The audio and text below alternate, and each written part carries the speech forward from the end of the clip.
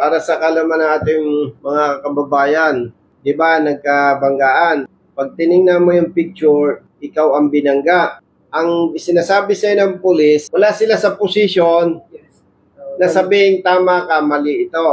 Okay? Pero dahil nakikita mong nasa tama ka, ang tamang gagawin dyan, mag-uusap kayo. Kung sasabihin ng kabilang party ay magbabayad, doon papasok yung amicable settlement, yung kasunduan.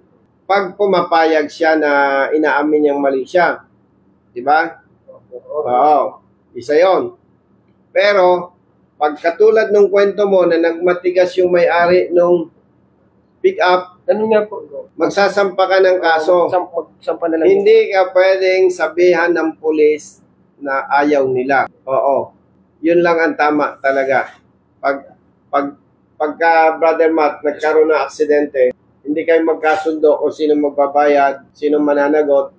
Ang solusyon lang doon, sampa ng kaso.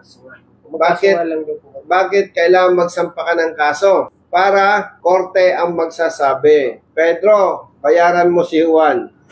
Kasi walang kapangyarihan ang pulis na magsabi kung sino ang tama o mali. Ang gagawin lang nila, magkakandak na investigation doon sa insidente. Pag hindi nagkasundo, both party, pwedeng ikaw magsampa ng kaso, yung kabila gusto rin magsampa ng kaso para korte ang magdidesisyon. Okay. Pero may nakita ko sa'yo na meron ditong accomplice form na pinilapang ka, no? Meron ditong perma dito yung Assistant City Prosecutor. At ang kinukwento mo naman ngayon, ang sabi, wala na daw pong hearing. Wala nang hearing. Resolution na lang. Resolution na lang. Kasi tumutugma yung kwento mo dito sa attachment na na-convince yung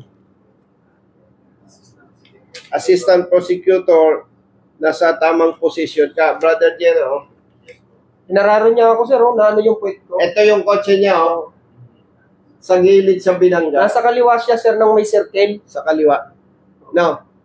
Kaya tama si assistant prosecutor. Kumbinsido siya na nasa position ka. Gumon po yung sungay dyan, sir, ng Hilux.